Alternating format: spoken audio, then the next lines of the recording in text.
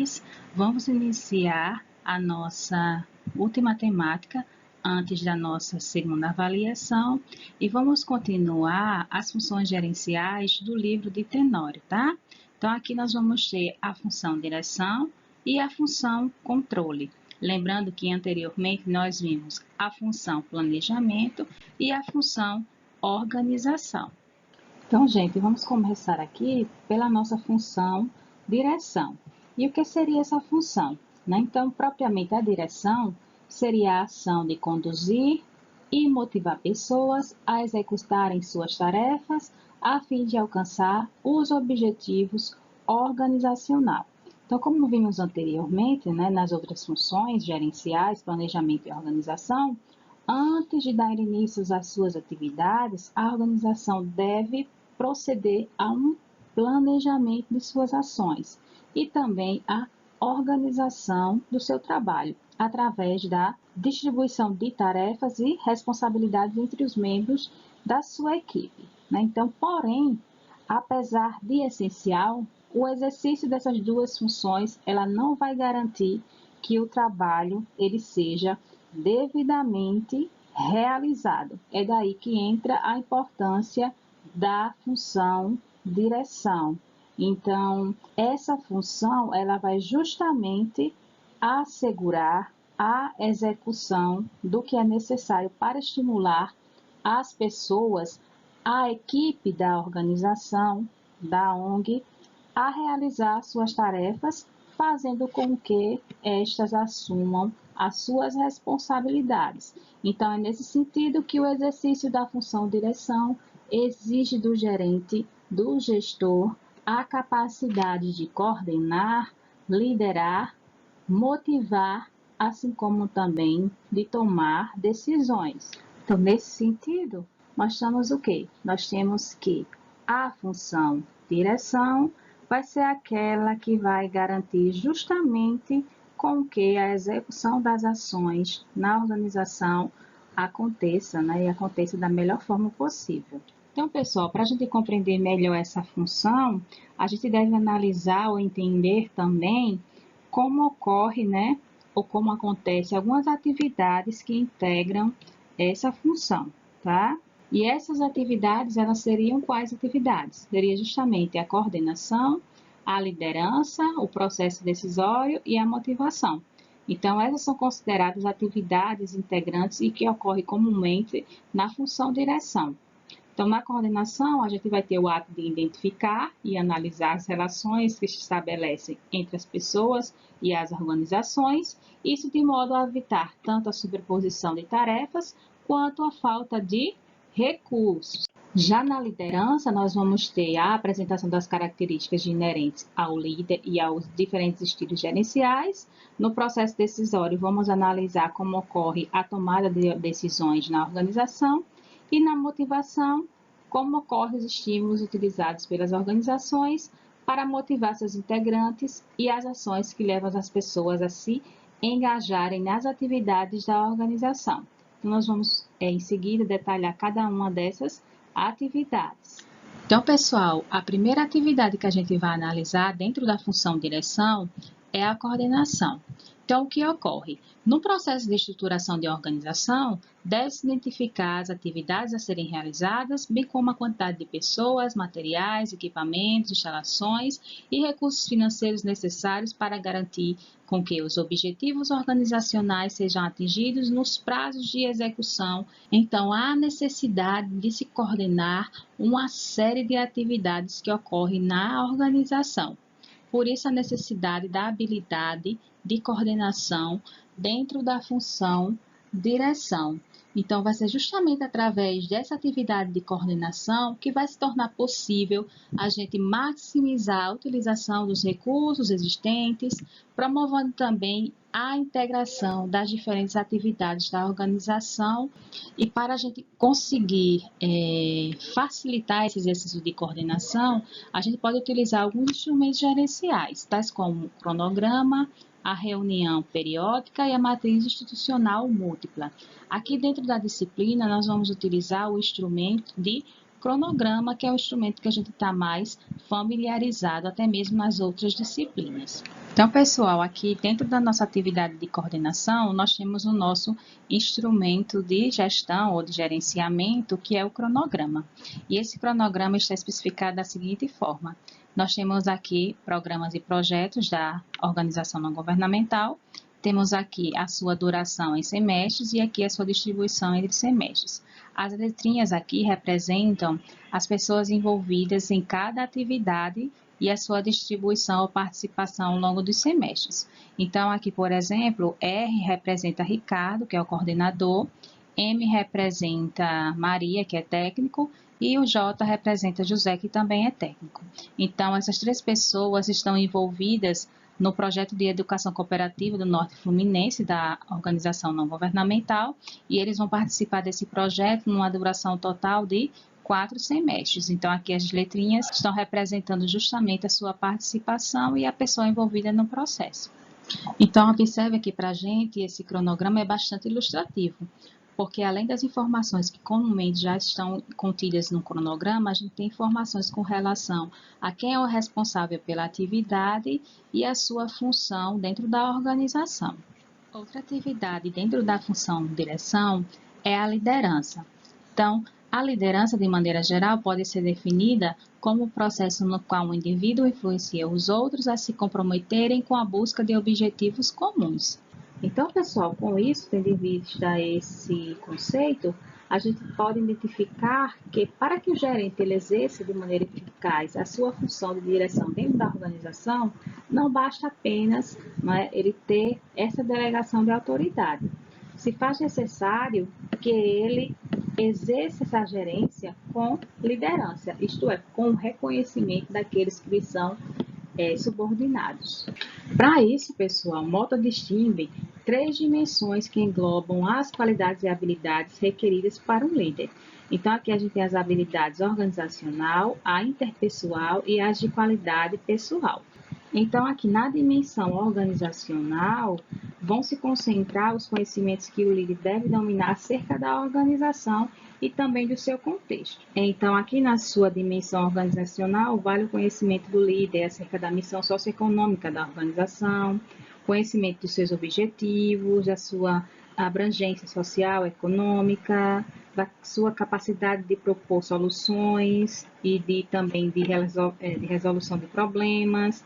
Já que na dimensão interpessoal, a gente tem as habilidades relacionadas aos processos de interação e de comunicação entre o líder e os seus liderados, e nas qualidades pessoais, a gente destacou aqui o autoconhecimento, iniciativa, coragem, persistência, integridade, capacidade de liderança e de se adaptar a diferentes situações. Aqui destacamos especificamente o caso da ONG, em que se faz necessário enfatizar esse aspecto no dia a dia de sua gestão. Isso porque nas ONGs, geralmente, a liderança ela vai ser baseada em relações interpessoais, tá? Então, as relações interpessoais, elas geralmente tendem a prevalecer em relação a uma liderança que seja baseada ou centrada no cumprimento de metas. Outra atividade envolvida na função direção é o processo decisório.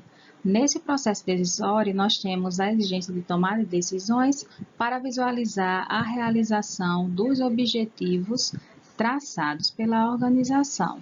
Ou seja, a decisão envolve a tomada de decisões para viabilizar a realização dos objetivos traçados pela organização. Por variarem conforme o grau de impacto na organização, as decisões, como a gente já viu anteriormente, elas podem ser classificadas em estratégicas, táticas ou operacionais, de acordo com o nível em que se processam na empresa ou na organização. Aos dirigentes vai ser justamente colocada a responsabilidade pelas decisões mais estratégicas. As decisões também podem ser classificadas em programadas ou rotineiras e não programadas, tá? Então, as primeiras, as programadas ou rotineiras, vão se basear em normas, hábitos e rotinas já estabelecidas pela organização. Por serem mais simples, elas não vão exigir muito esforço de decisão das pessoas que estão lá no comando da organização. Com relação especificamente às organizações não governamentais, é importante a gente observar que na maioria delas prevalece o processo decisório mais participativo. Então, nesse processo decisório mais participativo, a gente tem o envolvimento dos dirigentes na tomada de decisão, em conjunto com os coordenadores e técnicos envolvidos nessa organização. Então, paralelamente, né, às atribuições já mencionadas anteriormente, também será função do líder estimular os seus liderados na execução das suas atividades. Então, aqui com a citação do nosso livro, a gente pode dizer que as organizações não governamentais alcançam um grau elevado de entusiasmo e comprometimento quando as pessoas que nelas trabalham se identificam com a sua missão, seus objetivos e sua forma de atuação, mas se deparam com o desafio de motivar aqueles que não se identificam com a missão organizacional. Diante disso, um grande desafio que se impõe às organizações não governamentais será propiciar a todos os seus membros a satisfação pessoal com o trabalho desenvolvido. Finalizando a função direção, seguimos para a nossa função controle, tá, pessoal?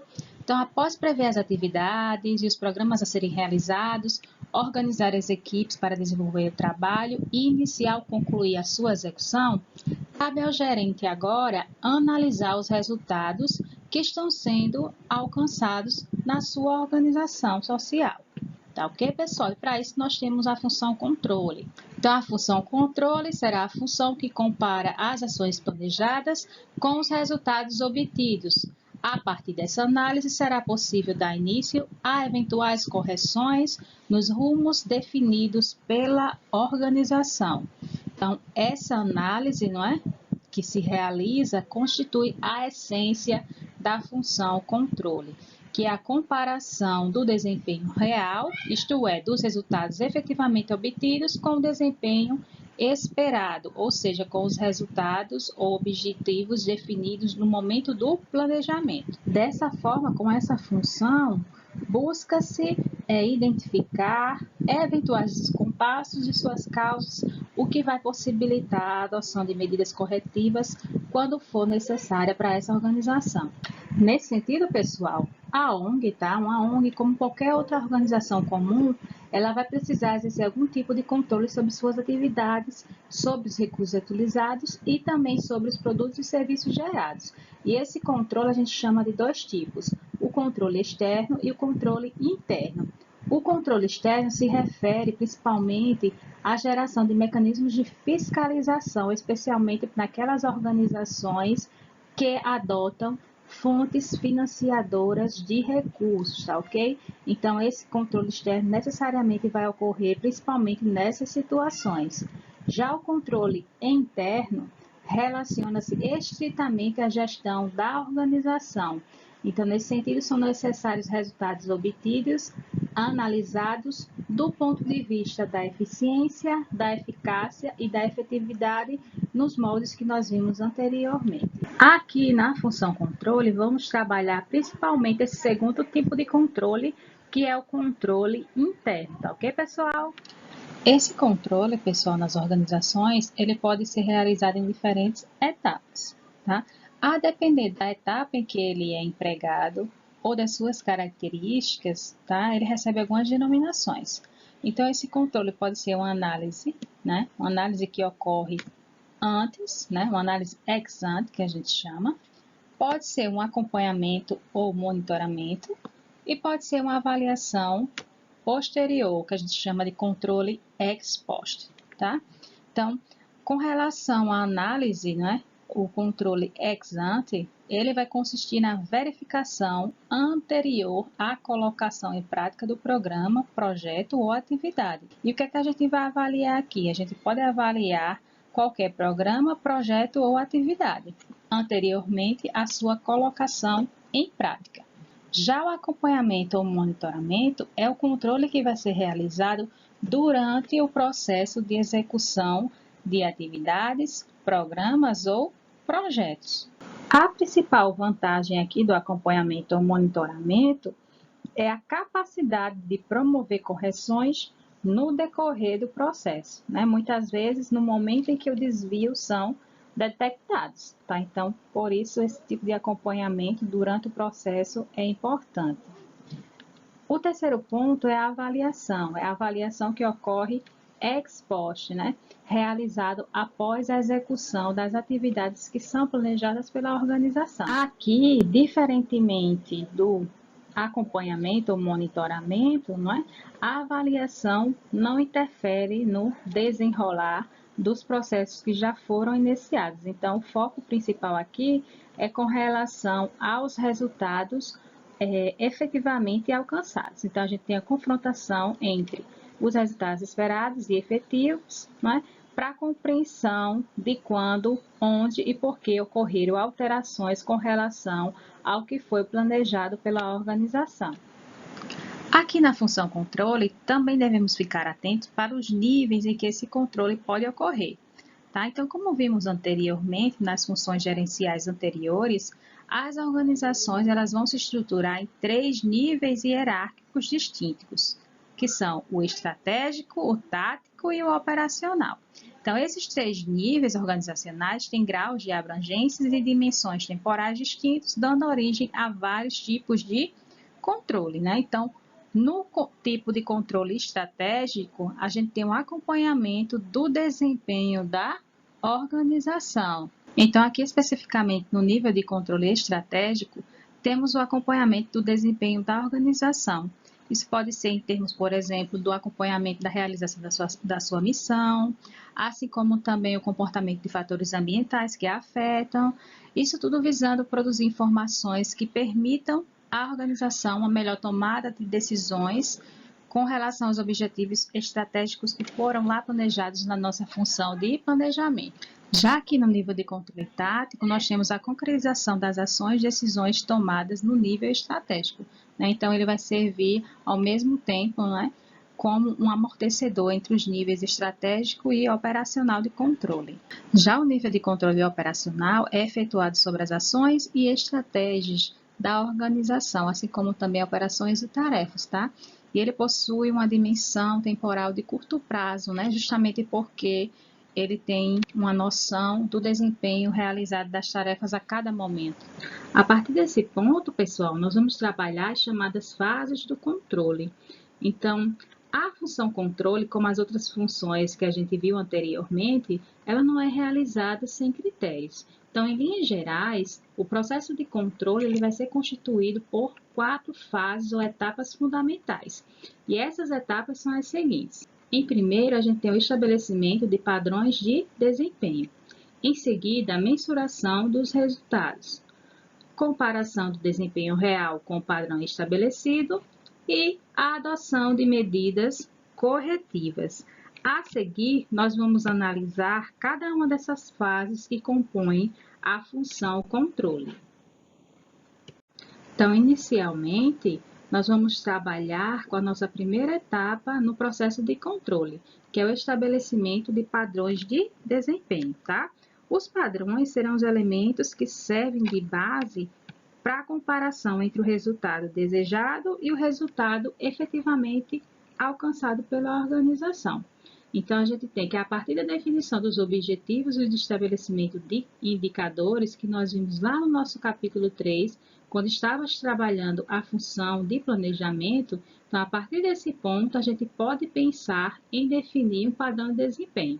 Então, nós temos o estabelecimento do objetivo e do indicador, e em seguida o estabelecimento dos padrões. Observem que é interessante que a gente coloque pelo menos 2 padrões, no sentido de que, se um não der certo ou não atender aqueles critérios que a gente está esperando, o outro pode suprir essas necessidades. Então, é importante observar também que esses padrões geralmente são padrões numéricos. Então, aqui onde a gente tem incorporar entre X e Y parceiros por ano, a gente pode colocar números nessa questão. Então, a gente pode colocar, por exemplo, incorporar entre 50 e 100 parceiros por ano. Aqui também, consumir X horas homem ao ano nessa tarefa. Então, podemos colocar aqui, por exemplo, consumir 40 horas homens ao ano nessa tarefa. Então, esse padrão é justamente o que a gente colocou para o objetivo de aumentar o intercâmbio com outras organizações e para o indicador número de parceiros novos incorporados à ONG ano a ano. Lembrando que o objetivo e o indicador foram estabelecidos lá na função de planejamento. Aqui nesse slide seguinte, nós trabalhamos com os principais tipos de padrões existentes. Então, nós colocamos os padrões de quantidade. Então, aqui a gente pode trabalhar com quantidade de produtos ou serviços, volume de vendas, número de empregados, número de beneficiários, entre outros. Temos também os chamados padrões de qualidade. Então, aqui nós vamos destacar, por exemplo, qualidade de produtos ou serviços estabelecidos. O padrão seguinte é o padrão de tempo. Então, aqui a gente tem tempo de processamento de pedidos, datas limite para o término de atividades, entre outros padrões. E no padrão custo, aqui nós temos o custo direto e indireto de produção, o custo-benefício de um novo equipamento, custo de treinamento e custo de transporte. Aqui nesse slide seguinte, nós temos um exemplo acerca da nossa organização hipotética de como ela indicou os tipos de padrão utilizado para cada padrão estabelecido para os seus objetivos e indicadores. Então, aqui, por exemplo, no objetivo de alfabetizar adultos, que temos como indicador 100 adultos alfabetizados em um ano, nós temos como padrões alfabetizar entre 90% e 110% do previsto, ou seja, 100 adultos. Então, isso aqui, esse primeiro padrão, seria um padrão quantitativo e de tempo. Aqui nós temos também um padrão quantitativo e de custo, que seria o seguinte: gastar 10% a mais ou a menos do orçamento previsto, tá? Então, aqui nós temos um exemplo, tá? Um outro exemplo. Então, para o objetivo construir uma creche em 6 meses, o indicador seria justamente, não é esse tempo, 6 meses. E para os padrões nós temos construí-la em no mínimo 5 meses e no máximo 1 ano. Isso aqui é um padrão razoável para esse objetivo e indicador. Então, aqui nós temos um padrão de tempo. E outro padrão seria envolver a comunidade no projeto de construir a creche, que é um padrão qualitativo, não é? Então, aqui no padrão qualitativo, a gente não teve a especificação numérica do padrão. Então, observando esses exemplos, a gente pode colocar que os padrões eles vão definir o patamar a partir do qual o desempenho será considerado condizente com as expectativas criadas quando da formulação dos objetivos. É claro que dentro desses padrões pré-estabelecidos, podem ocorrer variações inesperadas dentro desse contexto. Então, a gente sempre tem que estar observando dentro desses padrões alguma faixa de tolerância ou de adaptabilidade, né, dos padrões, antes que sejam impostas algumas medidas corretivas nesse sentido. Por outro lado, né, pessoal, é importante que esses padrões não sejam modificados a todo momento, né, pois a gente tem uma perda de referência com relação ao que se objetiva alcançar no fim do processo. Em seguida, a etapa de estabelecimento de padrões, nós temos a mensuração dos resultados. E nessa mensuração de resultados, 4 características devem estar presentes nessa mensuração.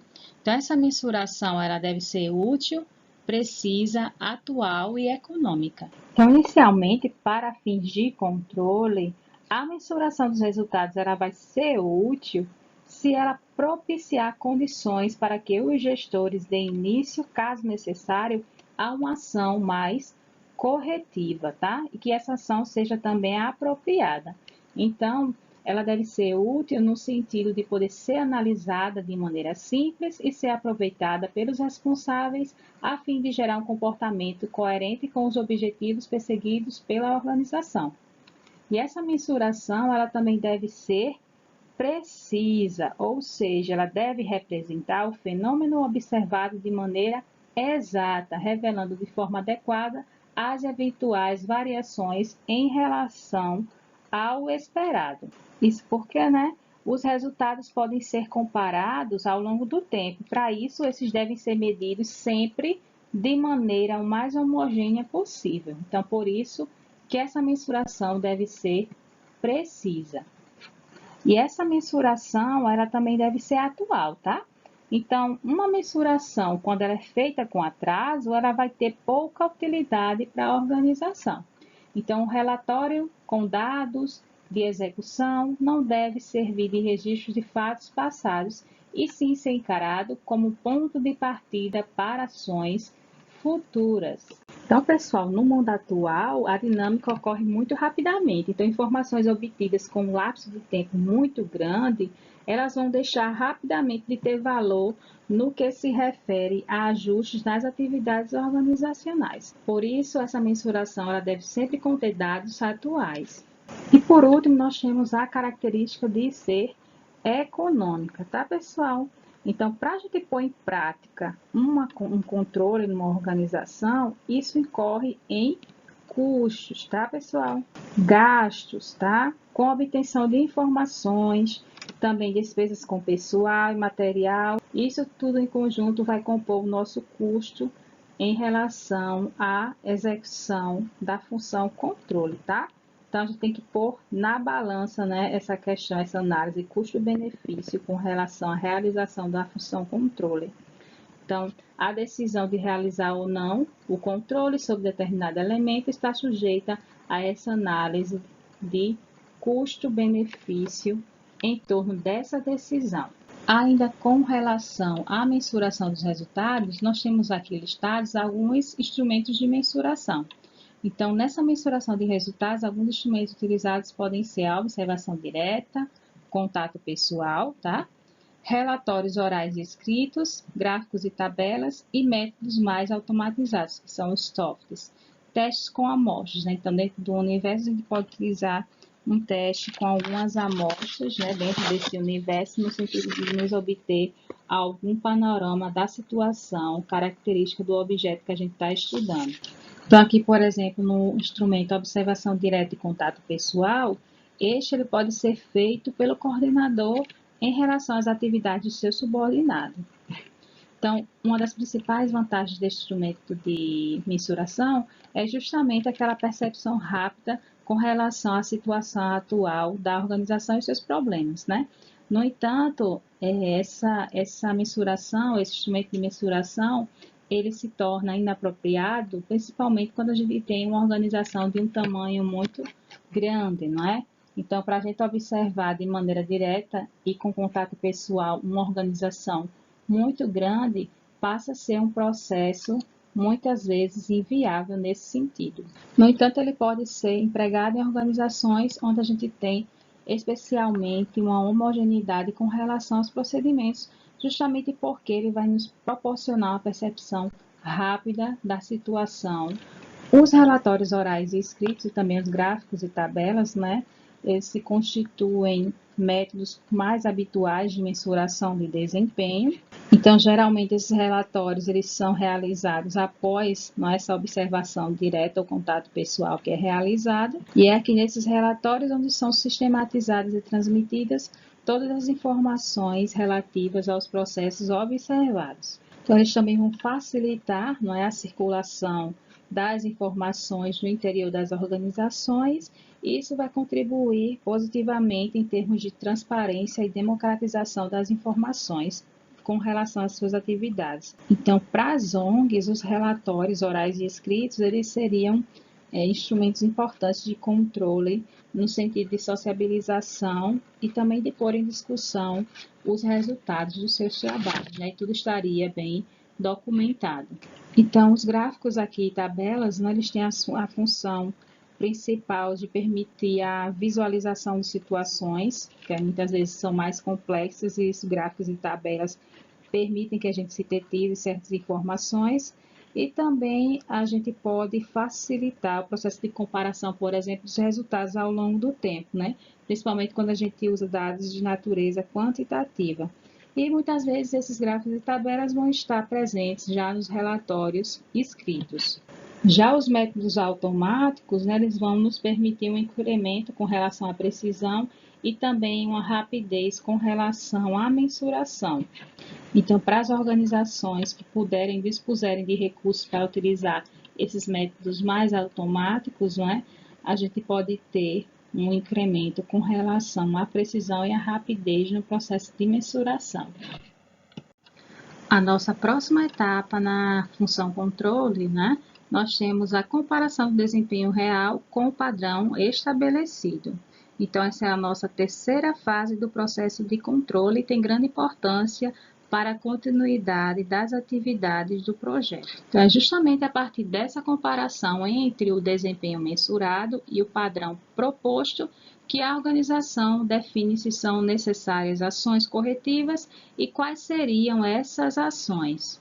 Então, essa etapa vai ser fundamental no sentido de que, a partir desse diagnóstico, tá, a gente vai poder observar, né, as falhas, corrigir essas falhas e até mesmo tomar outro rumo, né, em termos de atividades, projetos da organização.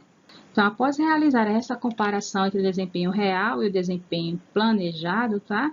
Os responsáveis pela organização, pelo setor lá de controle, eles podem se deparar com algumas situações. Então, essas situações são as seguintes. Primeiro, a gente pode ter um desempenho real exatamente igual ao planejado. Essa, é claro, é uma situação das mais difíceis de ocorrer, né? Então, tudo sair conforme o planejado. A segunda situação possível é um desempenho real diferente do esperado. Uma terceira possibilidade é um desempenho que é considerado ambicioso, tá? Então, aqui os objetivos ultrapassaram a capacidade de realização da organização, que pode ser causado, por exemplo, por erros de diagnósticos estratégicos ou por planejamento com objetivos excessivamente agressivos, tá? Temos também outra situação que pode ocorrer, é um desempenho esperado considerado tímido. Então, nesse sentido, os níveis de desempenho fixados estão aquém das possibilidades de realização da organização. Então, isso aqui pode ocorrer, por exemplo, por um planejamento que foi realizado de maneira muito cautelosa, colocando para baixo os indicadores de desempenho, tá? Então, é uma postura mais defensiva. Então, pessoal, após a comparação entre o desempenho esperado e planejado, a gente tem a adoção de ações corretivas, aqui como a nossa última etapa na função controle. E nessa ação corretiva, nessa adoção de ações corretivas, 3 características devem estar presentes, tá? Então, essas ações corretivas, elas devem ser precisas, rápidas e com um certo grau de adaptabilidade. Então, dentro dessas ações corretivas, tá, nós temos algumas possibilidades de ocorrência. Então, a gente pode indicar nada a fazer, né? Então, aqui trata-se de situações em que o desempenho observado corresponde exatamente ao esperado, né? Então, nesse sentido, não observam-se motivações para a realização de ajustes nesse processo.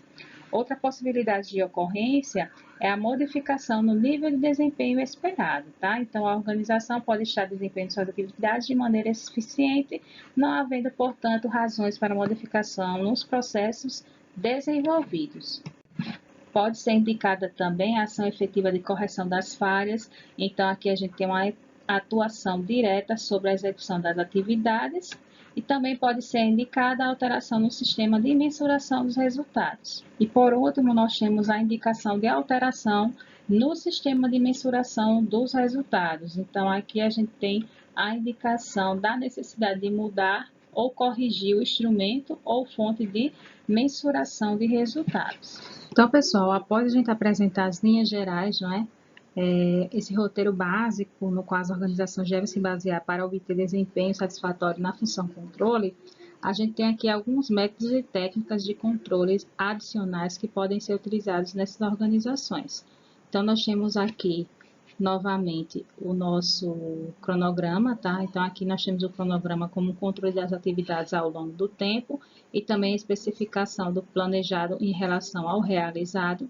Então, aqui a gente tem as descrições das atividades, a sua duração em meses e temos aqui a sua distribuição ao longo dos meses. E aqui a gente tem sempre separado para cada atividade o planejado e o realizado, que é justamente indicado aqui pela letra P e a letra R.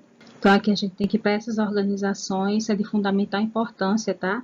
A elaboração de uma programação, né? De uma programação consistente e também considera a lógica sequencial entre as diversas etapas, né, dessa organização. E é fundamental também para evitar descompassos e paralisação na execução das tarefas. Isso também porque, tá, no nível estratégico, muitas organizações não governamentais devem estabelecer seus planos, seus planejamentos, levando em consideração sua dependência em relação às fontes financiadoras de recursos. Então, outro método ou técnica de controle é o controle orçamentário. Então, a partir de orçamentos que vão expressar em termos monetários as receitas e as despesas programadas para determinado período, essas organizações elas vão poder efetuar a comparação entre receitas e despesas efetivadas e planejadas, verificando a existência de diferenças entre ambas e, assim, implementar as medidas corretivas cabíveis nesse processo. Então, aqui a gente tem exemplificado, não é? Um controle orçamentário em termos de despesas e receitas. Então, aqui observem, para cada componente de despesa e receita, nós temos um valor esperado, um valor realizado e a diferença entre o esperado e o realizado. O último objetivo do controle seria o de avaliar o desempenho organizacional ou das pessoas que trabalham nessa organização, estabelecendo alguns padrões. Tá? Então, aqui a gente tem o processo de avaliação de desempenho. No que se refere especificamente à avaliação de desempenho da organização, a gente procura analisar como a organização e as suas unidades tiram proveito de recursos de que dispõem, como regem as suas oportunidades e as ameaças do contexto e quanto dos objetivos têm sido alcançados. Nisso aqui a gente trabalha justamente com aquele processo que analisamos anteriormente, na eficiência, na eficácia e na efetividade dos seus processos. Nessa mesma linha de investigação, nós temos a necessidade de avaliação de desempenho das pessoas que trabalham na organização. Nesse sentido, a gente tem a necessidade de identificar as necessidades de treinamento e de melhorias de condições de trabalho, de deslocamento de pessoas, entre outros. Especificamente aqui na avaliação do desempenho de pessoas, alguns passos básicos podem ser seguidos nesse processo de avaliação. Então, os passos básicos são os seguintes: a negociação de desempenho, a análise da capacitação profissional e das condições de trabalho, o acompanhamento desse desempenho e a avaliação do desempenho. Tá ok, pessoal? Então, com isso, nós finalizamos essa videoaula, tá? O conteúdo que nós vimos aqui se refere aos conteúdos do capítulo 5 e 6 do livro de Tenório. Com isso também, nós finalizamos o nosso último conteúdo correspondente à nossa segunda avaliação. Então, pessoal, um abraço e até a próxima. E vão lá no Moodle ver a descrição da nossa atividade que complementa a nossa segunda nota.